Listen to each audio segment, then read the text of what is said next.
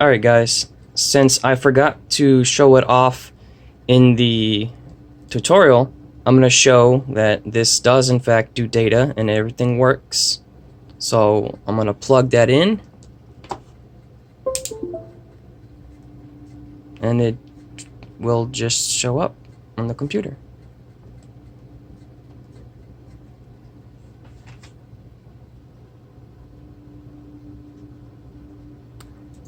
Zune on Windows 10 sometimes has issues. Let's just reopen the program.